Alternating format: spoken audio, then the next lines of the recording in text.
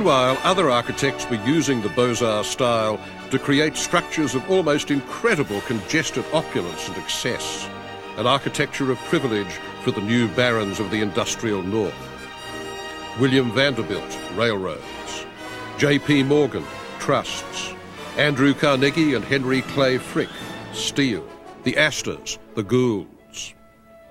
They built dream palaces for themselves along Fifth Avenue and on the shore of Newport, Rhode Island, their summer retreat. They called them cottages, vast eclectic affairs that seemed ridiculous to satirists even then. This was the time when Americans finally lost their Puritan inhibitions about the display of surplus wealth against a background of strikes, lockouts, political corruption, and virtual class war. It was the Gilded Age. The super-rich lived tax-free and could spend limitless amounts to cover their untidy social origins.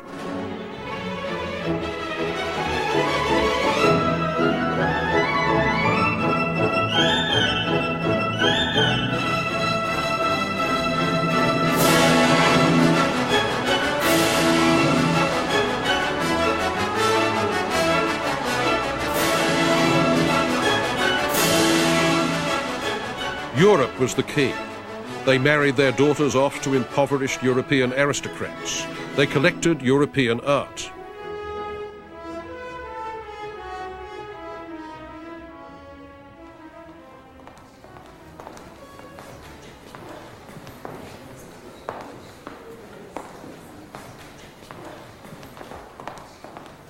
If you look up above you, we have another beautiful ceiling up here. Motif here are the four seasons. Again, this entire room was all designed and constructed in France, only to be dismantled to be brought over here for reassembly with its original cabinet makers. This is my favorite room. I just love the colors and the textures here in this room, and I love to imagine running in and flopping on the sofa after a hard day. Ordinary folk try to imagine how the rich live, but more to the point, so do the rich, especially in America, and they do it all the time. Let's say your name is Vanderbilt and you own half the country. It's easy to say to someone, my good man, I own half America. But the real test is whether you can behave like someone who does. And for this, a rich man needs help. Real American wealth in the 1880s is still pretty much uncharted territory, like the Rockies in the 1780s. Suppose you wake up one morning with an idea and you say to yourself, by God, I shall have a cottage by the sea, and in that cottage there will be a dining room with a ceiling 45 feet high and the walls sheathed in rose alabaster the colour of rare steak. You still may get it wrong because your next-door neighbours who own the other half of America may have just finished panelling their dining room in marble the colour of poached fish. So you must get an architect to fantasize on your behalf, secure in the knowledge that because he is working for practically everybody else in your class, he won't get his symbols crossed. He will maintain a seamless etiquette of shared ostentation, with variance, as here.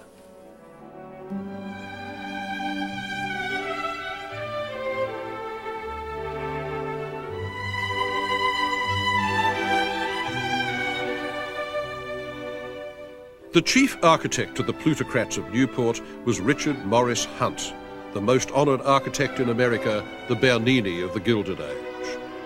This house, the Breakers, is the biggest of all the Newport cottages. He built it in 1893 for Cornelius Vanderbilt II. It has 70 rooms and is in the style of a 17th century Baroque Genoese palace.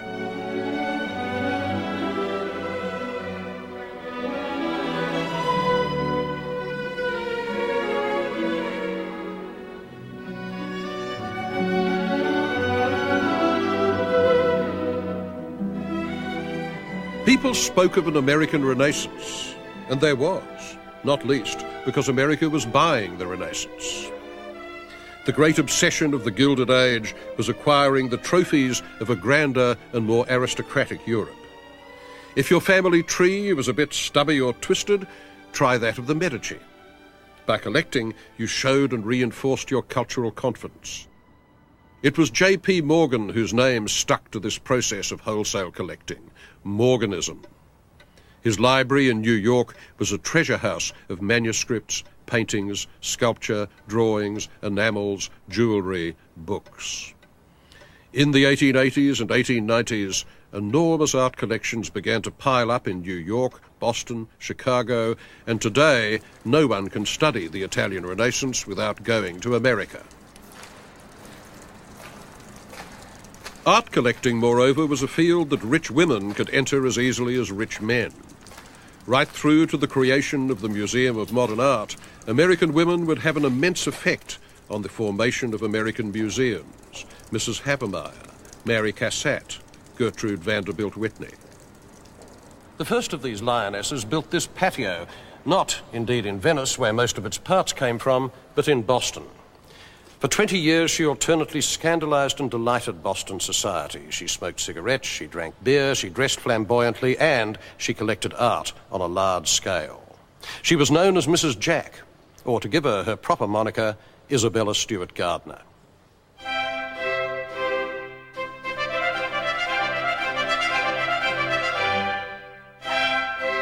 Mrs. Gardner was tough, generous, and a Democrat.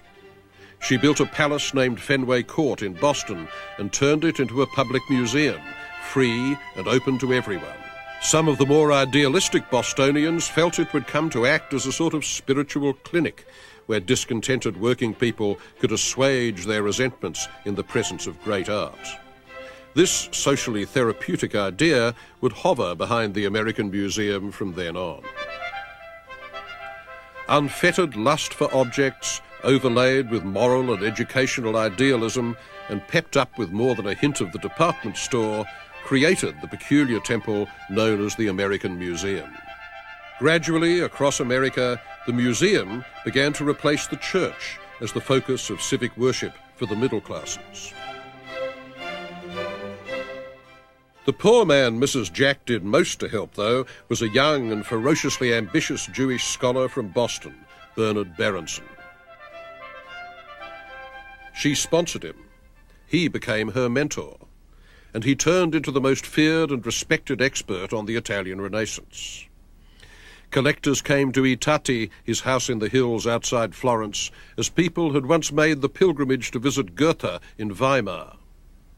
His books and lists defined the canon, and he negotiated the swamps of conflict of interest very nimbly, for Berenson was not just a scholar but an art dealer, getting a kickback of 25% on the sale price of every picture he authenticated. The wily little Berenson played Mrs. Jack like a salmon, flattering her outrageously and coaxing her into ambition, sacrifice, and acquisition. In 1896, he persuaded her to buy a painting for the unheard-of sum of $100,000. It was a Titian, but not just a Titian, one of the master's greatest efforts, The Rape of Europa, showing the abduction of the nymph by Jupiter in the form of a white bull. Mrs. Gardner temporised and she hesitated, but in the end she gave in and she sent Berenson a coded telegram reading, YEUP, yes to Europa. Yoop, sweet surrender. And now the mass migration of paintings across the Atlantic began in earnest.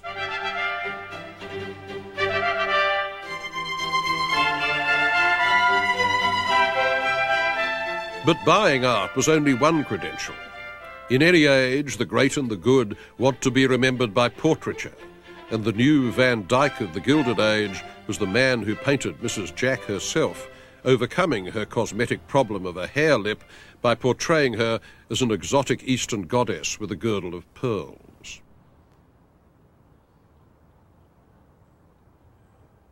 His name was John Singer Sargent. Here he is as Jack's Palazzo, painting the portrait of Mrs. Fisk Warren and her rather plain-looking daughter. Neither was at all plain when Sargent was through. The fine bones, the porcelain skin, the cascades of hair and embroidery and silk, the gracefully tapering fingers, all the trademarks. "Women don't ask me to make them beautiful," said Sargent, "but you can feel them wanting me to do so all the time." He would have been a cad to refuse.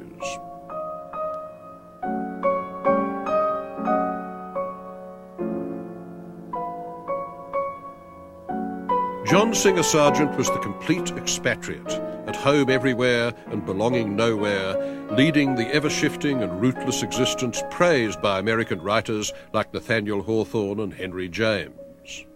His real enthusiasms were work and social climbing.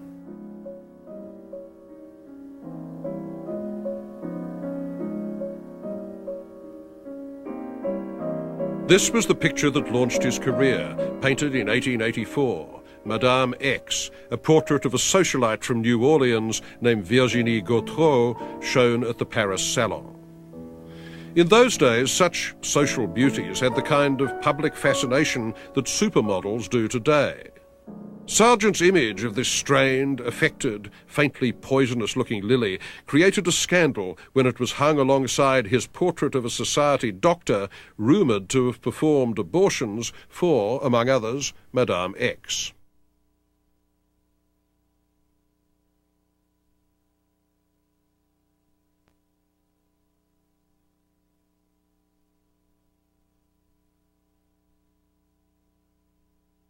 In his old age, Sargent would declare, "I hate to paint portraits. I hope never to paint another portrait in my life."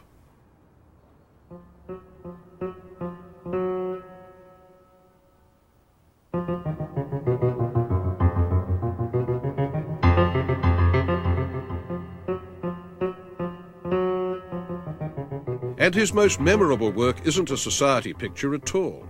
He did it in 1882 when he was 34. After a visit to Spain. It's a huge flamenco scene, the title El Jaleo, which means the spontaneous clapping and olés that flamenqueros break into to encourage the single dancer. There she is, stamping magnificently, and along the wall are her fellow gypsies, a row of heads and bodies painted with brilliant spontaneity, the expression straight out of Goya.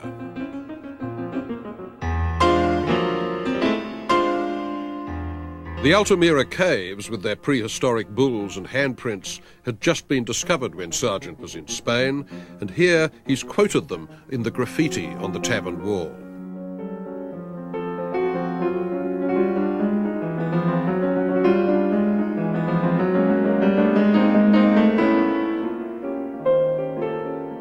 European culture was deeply alluring to Americans, and at its heart was Paris, the seedbed of the new.